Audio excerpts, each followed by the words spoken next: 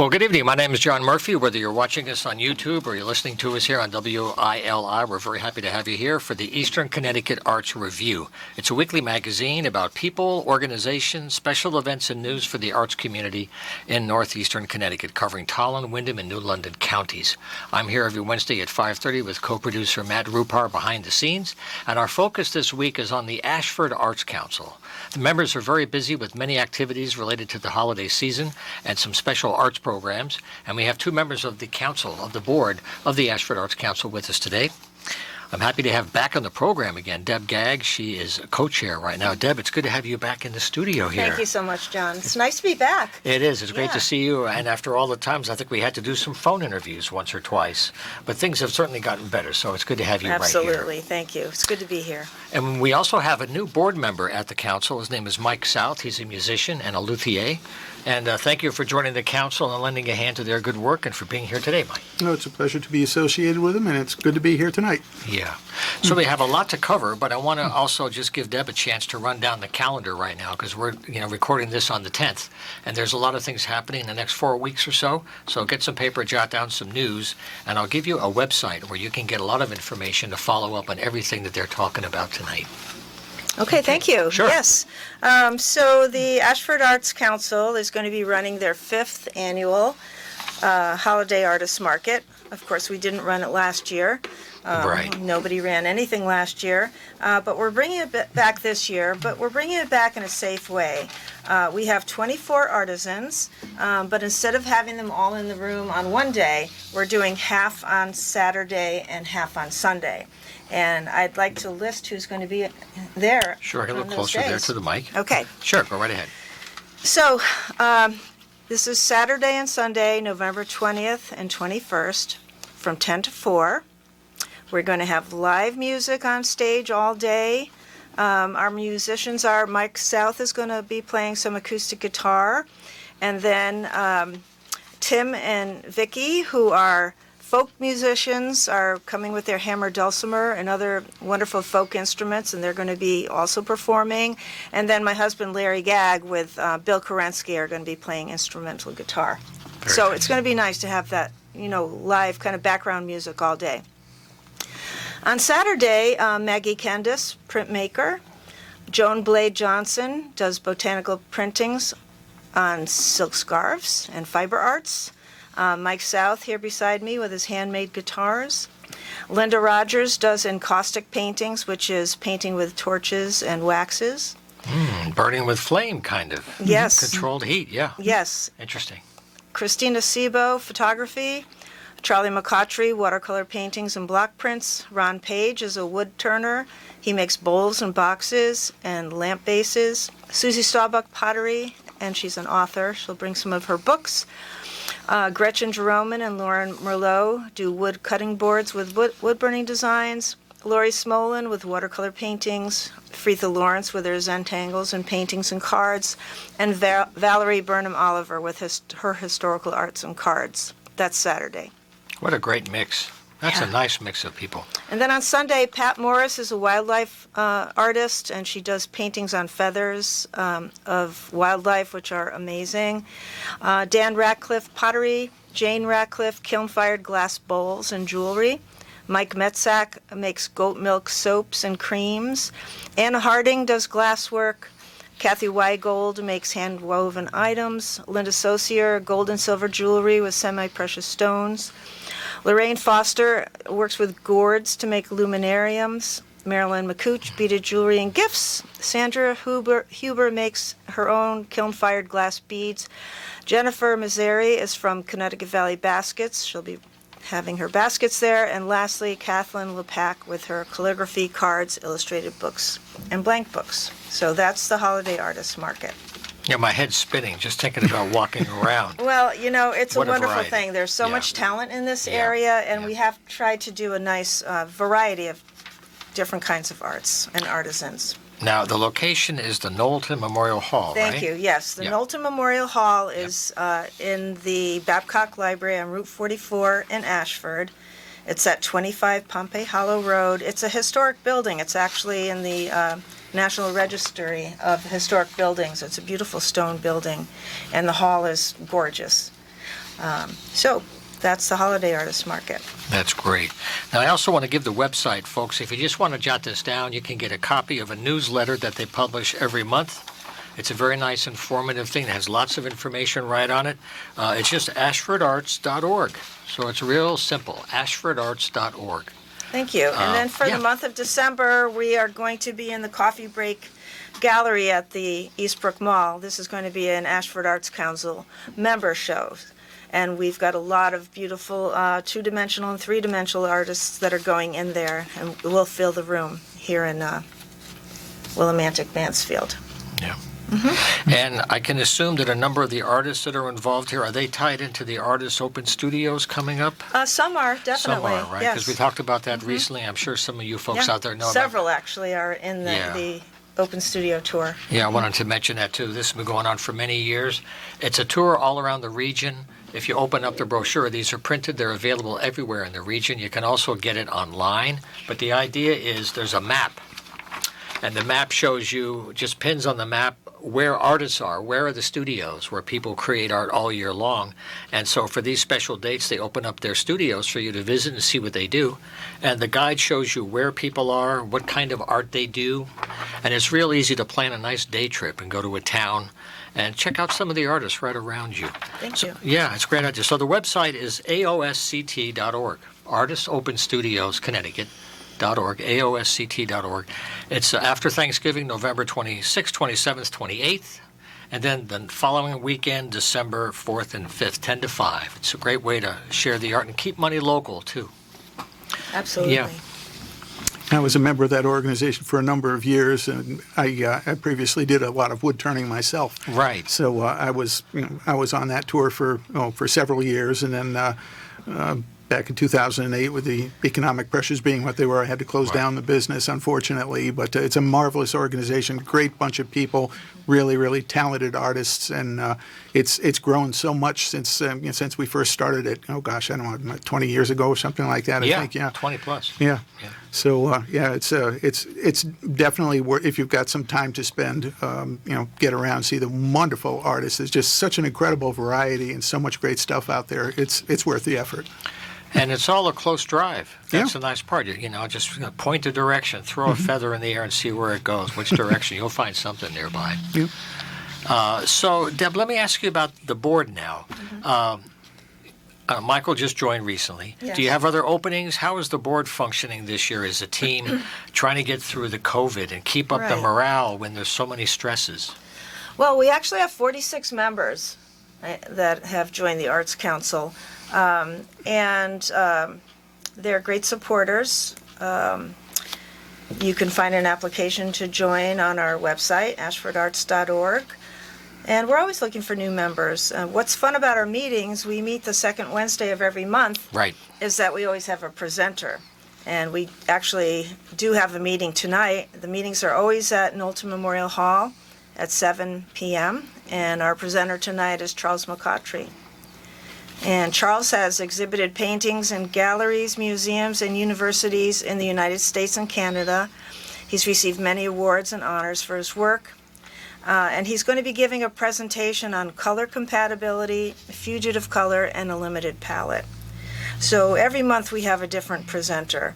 Next month it's going to be Joan Blade Johnson is going to talk about how she does her botanical prints on silk. And the presenters always kick off the meeting, and then after they're finished, they go for about a half an hour. People can choose to stay for the board meeting, the business part of the meeting, or they're free to go after the presentation. Yeah.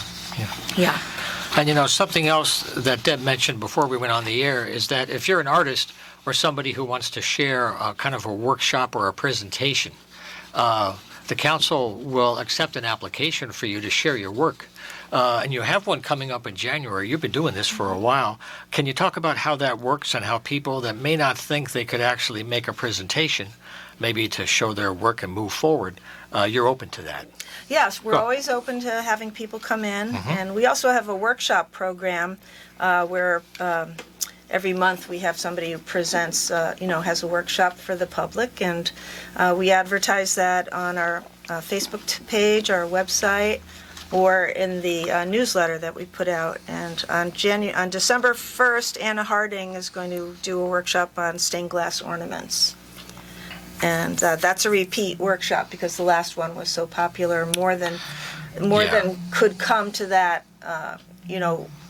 weren't able to come because of the amount that were, of the equipment she had. So she's running that again in December 1st. Yeah, it's perfect timing, obviously, for that, Mm-hmm. yeah.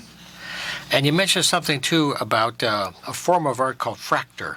Yeah, And that's in January in the new year. Yeah, so on January 15th from 9:30 to 12:30, Valerie Oliver, who has been studying historical arts for decades, and she's going to be actually in the Holiday Artists Market with some of her hand-painted trays and different things she does in the historical arts. She's going to do a workshop on fractors.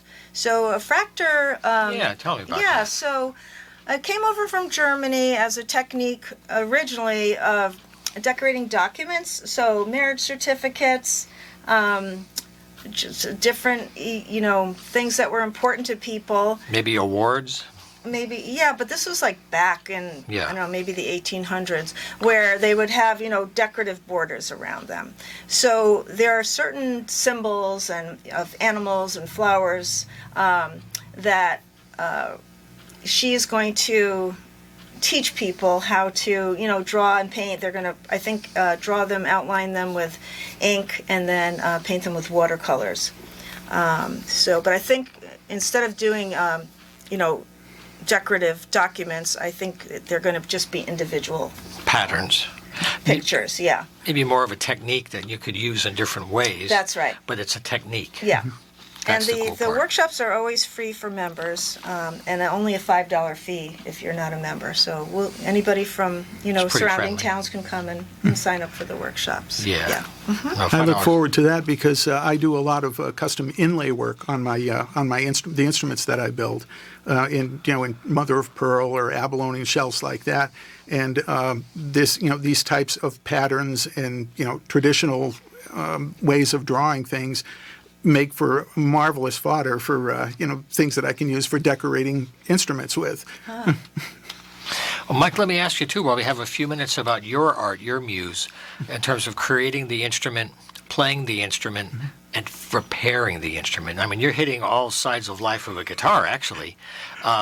What got you into the guitar compared to other instruments you could have chosen? Which because I always ask players, why that one, What was it for you? Well, I think my first formal music lessons were at the age of 9 on the accordion, and I still play a little bit of keyboards here and there. But then my folks got a console organ for the house, so I switched from the accordion to the organ. And my dad was always a bassist, and so I started plucking the bass for a little while after a few years. And Dad always had a guitar and a mandolin around the house, and I just started messing around with that. And I just kind of settled on the guitar as my main instrument, but I play guitar, bass, banjo, mandolin, keyboards, ukulele, and I think pretty much anything with strings and frets on it. Right. And a few other instruments I play those too. Yeah. It's just something that became really addictive to me. So after playing for several years, I decided I should learn a little bit more of the technique and things that I'm doing. So I studied classical guitar at the Cape Cod Conservatory of Music for a couple of years, and that really helped me a great deal. That opened your horizons, I'm sure, big time. Exactly, and the technique could be applied to just about any style of music that I wanted to play. And I was playing with a bluegrass band at the time, and back then in the late 70s, early 80s, there were very few luthiers around, and the few that were there were way out of my ballpark as far as having a custom-made instrument, and I couldn't find a factory-made instrument to really fit my needs. So a guy in my bluegrass band said, there's this little school up in the hills of Vermont where you can learn how to build guitars. And I'd gotten quotes on having a custom guitar built, and it was like $1,400 to $1,500 for what I wanted, which is a lot of money at the time. Got fresh out of college. Sure. And then I found out that I could go to this school and build my own for $1,400. So, Wow. that was in 1981, and I built my first guitar in 1981, and have been totally hooked ever since. So they taught you how to fish. Yep, They exactly. taught you how to fish. Exactly. So that gives you a depth of connection. Wood, the different kinds of wood, the Mm-hmm. inlays, 6 strings, 12, whatever. I saw Pat Metheny the other day talk about guitars. He Mm. was playing recently, and he has a new release out, and it has his own compositions. But one of them is a 32-string guitar, Yes. and he's playing this music from Arvo Part. But 32 strings on this thing. It's like, how can you hold it up, let alone play it that way? Yeah, it's a pretty impressive instrument. I've seen that instrument, and actually, it was a week ago, or the weekend before last. I attended the harp guitar gathering, and a harp guitar is an instrument that is coming back into popularity over the last probably 8 or 10 years. It actually passed 20 years, but it was originally they added on extra bass strings. They add an extension to the body, so it was quite huge, and added. So the fret is bigger? No, the strings. I mean, there's actually kind of the body is extended as if it were a second neck, and then the bass strings are stretched out across that. Wow. And they were very popular with mandolin orchestras back in the early 1900s. Mandolin orchestras were really big, but they needed something to fill in the bottom, so they had someone with a harp guitar to help play the lower parts. And it was actually the 19th harp guitar gathering was down in Milford just a couple of weekends ago, and I was fortunate enough to be able to attend that and made quite a few friends and learned a lot. I'm just a real beginner at playing the harp guitar. The technique is pretty wild. It takes a good bit of practice to master. But I can imagine. But I got to learn from all the masters. They were all there, so it was really just a wonderful, wonderful experience for me. And I got to talk to a few luthiers who actually built them. I now have plans to build a harp guitar of my own. Wonderful. Well, that's really following the muse very deeply. Oh, yeah, Very deeply. Are there any recordings of harp guitars you know of? Oh, there are lots and lots and lots of them. If you go to YouTube and look for Harp guitar? harp guitar, and you'll find the ones that will pop up most frequently will be a guy by the name of Andy Wahlberg, and Andy is just amazing. Stephen Bennett, who hosted the gathering a couple of weeks ago, and Muriel Anderson, who lives in Nashville, and she's well known for classical guitar and all kinds of other playing, but she's really just become quite the master at the harp guitar too. And then a Canadian gentleman by the name of Jamie Dupre. So if you search for any of those, you'll come into some pretty very, very interesting stuff. It sounds fascinating. There'll be a pop quiz after the show today on this. But, we're going to have to do some radio about this because I'm always working with local musicians and local art. And if you're doing this kind of a sound, that might be a nice little radio conversation. Talk about that, how it's a different kind of way to play. I also do a show. I'm going to do a shameless plug here. Public radio station up at Eastern WECS. I do a show on Wednesdays, 12 to 3 in the afternoon. It also covers the arts, and we do a lot of the shows together. So it's a way to I have 3 hours. I have more time than I do here in a short show. But that'd be a nice thing to follow up on is, those instruments. Mm-hmm. Well, I want to thank you both for being here. I want to give the website one more time. It's the Ashford Arts Council we had today, and the website is ashfordarts.org. And they've got lots of events coming up. Please support your local organizations, your local artists. Check out the Artists Open Studios, too. This is a great way to find out how much art is all around you every day if you just take a little peek. And I wish you a great holiday season, however you celebrate. Right back at you, Good sir. success. And we'll have you back after the holidays to figure out winter and spring, okay? Sounds good. Sounds good to me. Thanks so much. Okay, so we have a couple of minutes left in the show. I want to give some news before we close. I had mentioned this before. There's a new employment opportunity in the area. This is from the Cultural Coalition serving southeastern and northeastern Connecticut.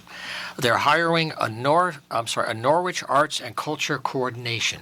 The city got some funding from the American Rescue Plan, and they're using some of that support to help local arts organizations and culture in the Norwich area, and they're trying to hire somebody part-time to manage that program. So if you're looking for work in the arts and you've managed arts programs and you can develop things, you should contact the good people at the Cultural Coalition serving southeast and northeastern Connecticut. It's culturesect.org, culturesect.org. And you can find out more about that. But I really had to give a chance for finding some work. The last thing I want to mention is about theater. I had an interview earlier today with a Willimantic, a regional artist who writes plays. She connects theater with education. Her name is Carol Macy. She just got her second grant from the Connecticut Office of the Arts, and she's producing a play. Actually, it's a cabaret of theater plays about climate change. And she's got a source of 40 short one-act plays. She's putting together a cast, and she's doing some auditions next Tuesday and Thursday. That's the 16th and the 18th. And that's going to be at the library right here in Willimantic. So if you're a theater person looking for something to do, she wants to do a cabaret with dance theater, stand-up, dramas, whatever. She wants to get a team together, and she got a grant to support it, which is great. So just come to the library on Tuesday and Thursday next week, and that's from 6 to 7:30. And if you want to reach her, her email, she gave me a chance to give it to you, is Macy, M-A-C-Y-C-J-E, Macy, C-J-E, @gmail. She just got the grant. She came over to tell me about this. It's a great theater opportunity, and the plan is to produce all this in the spring, so you got a lot of time.